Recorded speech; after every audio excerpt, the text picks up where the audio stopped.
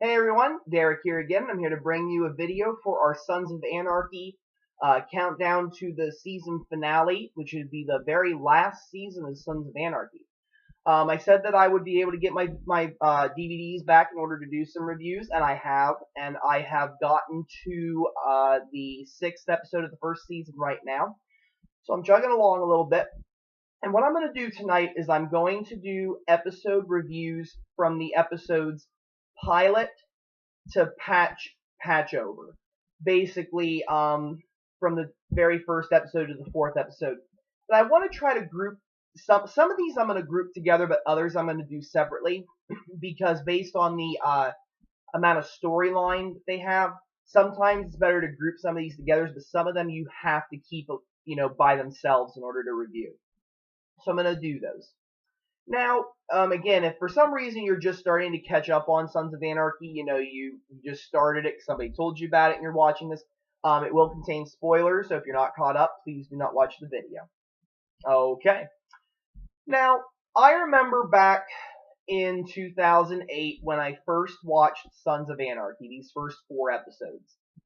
And I felt that they were very well written. They have very good points to them. But I remember that when I was watching it at first, it wasn't immediately catching my attention as much as other shows. And the reason why is because I felt like the plot line was never very steady.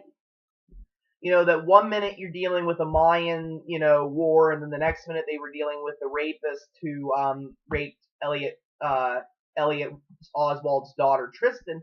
Then the next episode they were patching over group, and then the next episode they were holding a carnival thingy, and then the next episode they were selling guns to this, guy who was like, collecting guns for like some kind of revolution or something, And I was like, what is going on? Like, what is the point of this show? And I was still uncertain at this time.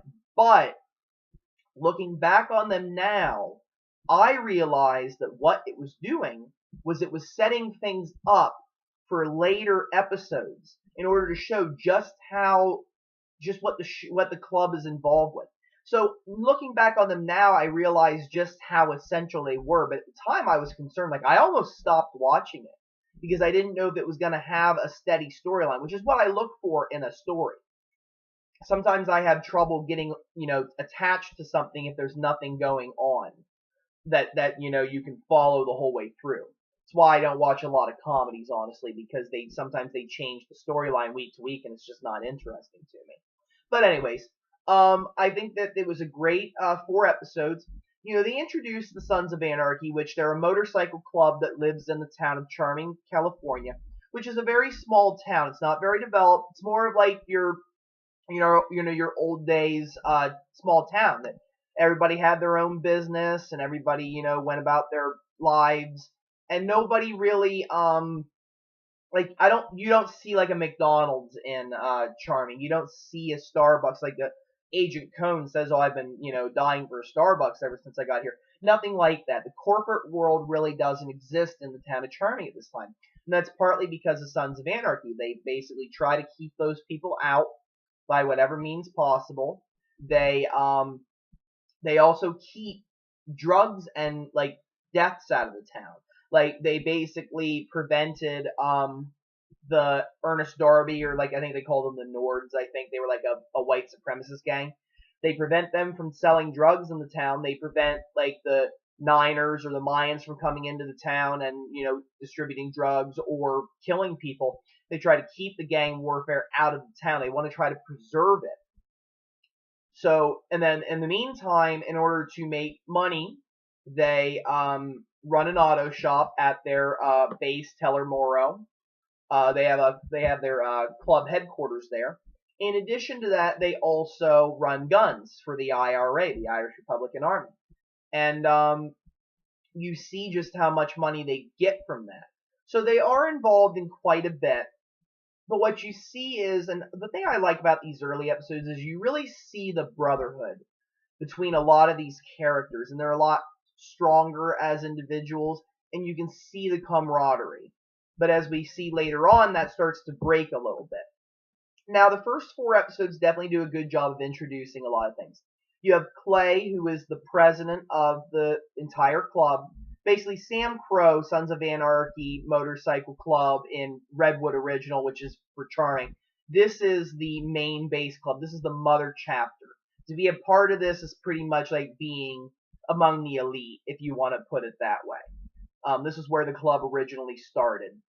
And Clay is one of the first 9 individuals that was part of it. Piney, who is the co-founder and was John Teller's best friend, so you have him. And Clay is basically, he's not afraid to get bloody. He's definitely very big into the gun business at this point.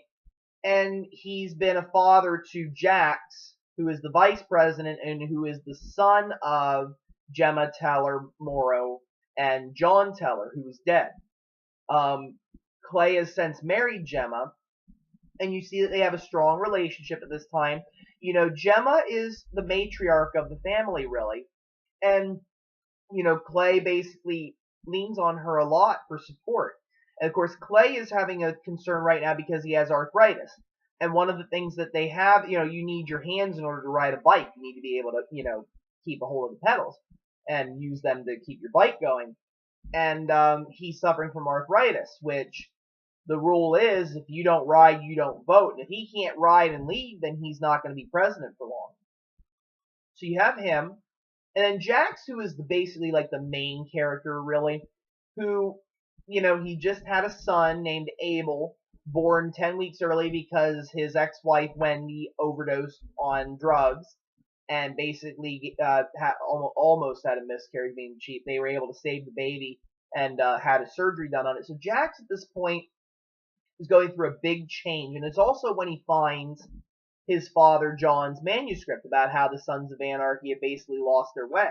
The club used to be just a movement. It was basically like what you see in maybe most motorcycle clubs. Now, I'm not necessarily an expert, so don't quote me. But you see that not every motorcycle club has the distinction of being like gun running, drug dealing. They're not all bad clubs.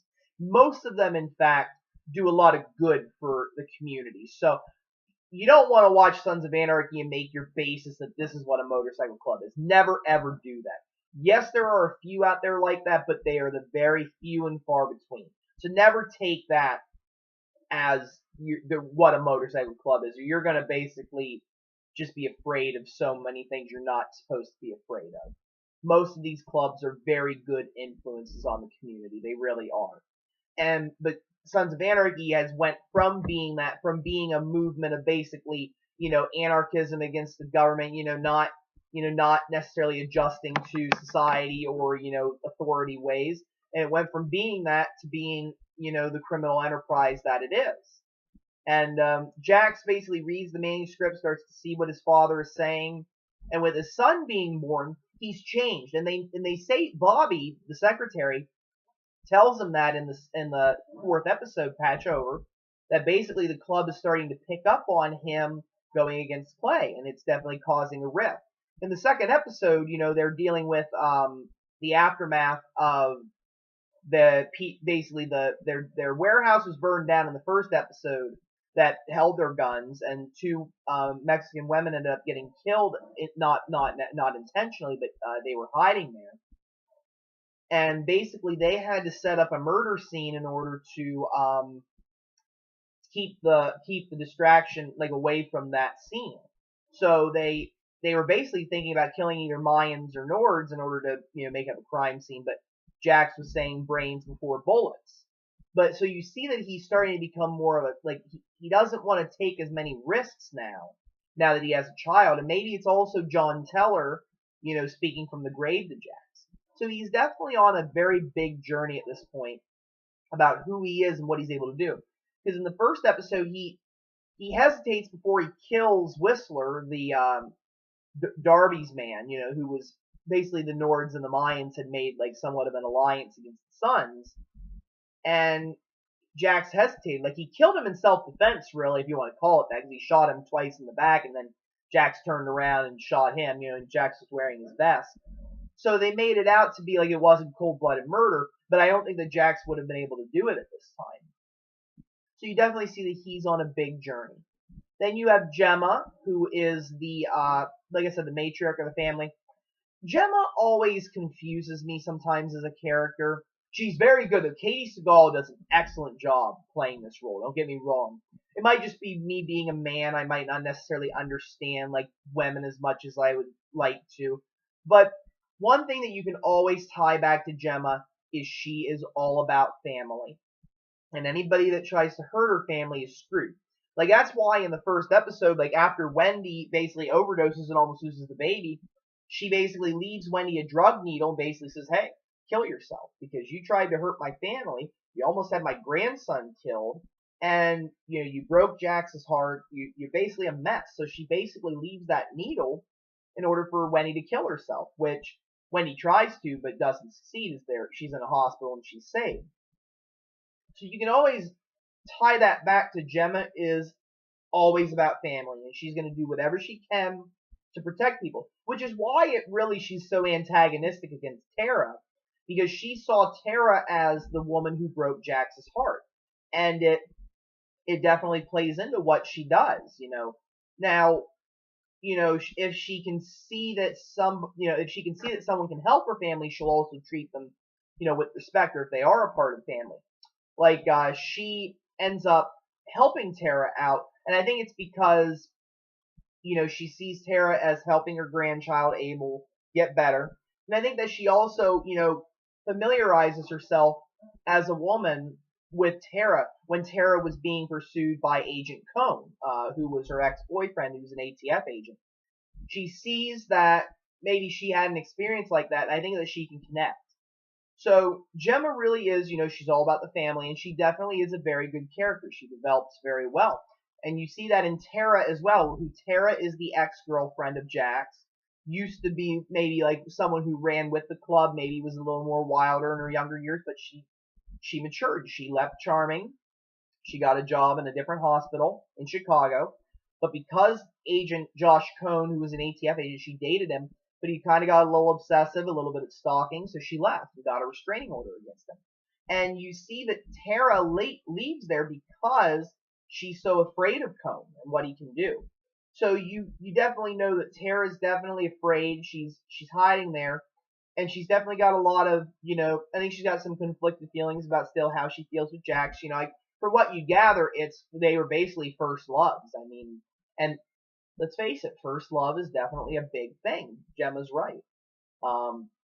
So you definitely see that there's definitely going to be a future connection, but Tara's not as big at this point until later on, so I'll discuss more about her later. But right now with the plot, what's happening is they have a gang war with the Mayans, who basically tried to burn down, they burned down their warehouse where they keep the guns, and they never ever keep their guns at their auto shop. They learned that the hard way. They talked about like their mugshots on the wall. That's why they were arrested. They mix businesses, which they don't do anymore. So they end up getting revenge on the Mayans by stealing the guns back. They kill a couple of them to send a message.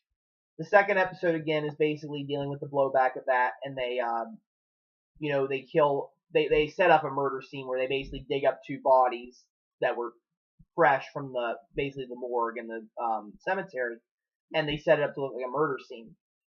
In the third episode, they basically deal with a rapist who raped this very prominent citizen's daughter. Elliot Oswald raped Tristan, and basically Elliot came to the club and basically asked them to help deliver vigilante justice. And then in the fourth episode, they patched over this tribe called the Devil's Tribe, which was a motorcycle club, and the president, Jury, was basically he was in John's platoon, and John Teller saved his life. So they patched them over so that way they can help Sons of Anarchy get a foothold in Nevada against the Mayans, because basically Nevada is the Mayan state and California is the Sons of Anarchy state. So they want to get a foothold in Nevada. And throughout all of these episodes, you see basically how characters are reacting. Like I talked about some of the other ones, but you see Agent Cone is basically investigating them, and he's basically like, it's like a false investigation because he really wants to see Tara. So you see him starting to, you know, become his stalking ways. And then at the same time, you also see Clay has a lot of motives for doing what he did. like when they go after the rapist, they eventually do catch him, and he told Elliot that if he caught the guy, Elliot had to see that justice was done, but Elliot couldn't bring himself to do it. So Clay did. And as a result, he does it with a glove, so he keeps Elliot's fingerprints on the knife, and he ends up basically blackmailing him, basically saying, like, hey, you're going to do whatever I want. And Elliot has the ability to keep charming a very, still that small town, because Elliot owns a lot of business and a lot of land. And if Clay prevents him from, expanding and going into the corporate world, then he keeps Sons of Anarchy, as a stronger club that has more influence over the town. Another thing you start to see in these episodes is that they have the chief of police, Wayne Unser, in their control. And then they also have the deputy chief, David Hale, who he's part of another prominent family, the Hales. And you see the way that they conflict, because Unser is somewhat in Clay's pocket. Now, in the second episode, Clay ends up, Unser runs a trucking business, and Clay ends up stealing one of the, the shipments of MP3s and gives it to a mobster, Jimmy Kakuza, in order to make sure that Unser stays in the job for another 6 months. Because Sons of Anarchy, with losing their warehouse, they're going to need to set up another location. And David Hale is basically like the straight cop. There's no way, once he becomes the chief, there's no way that the Sons of Anarchy is ever going to buy him. He is a by-the-book person at this time who is going to take the Sons down. He basically says it. Now, Unser, is basically forced into staying in the job, so he stays in the job another 6 months in order to let the Sons continue to do what they do. But you see that Unser, and in my opinion, Unser's not necessarily totally corrupt. I think that what happened was he saw that the Sons were the lesser of two evils. If he wouldn't have let the Sons basically take the town, he would have basically had drugs and, shootings and all that going on in the town. So I think that he works with the Sons because he realizes that working against them makes it worse. Sometimes you have to do that. I mean, it's like, you deal with a lot of, the lesser of two evils. And, you see that happening throughout the show a lot, where who is the lesser of two evils? And it seems like the Sons are always coming out on as the lesser of two evils. So you see that playing out a lot. And, they definitely did a good job of setting this up. And I think that, you see a lot of other characters that, are definitely going to play an influence. You have Bobby, who is the secretary. You have Chivs, who is the Irish connection. And the other thing is that at this time, they can't buy guns from the IRA because they don't have a place to store them. So their connection, Michael McKeevy, is basically saying, well, if you can't buy, we have to go somewhere else, because going this long without selling, we can't fund money towards the cause, and we need money. So right now, Clay is basically charged with coming up with that money.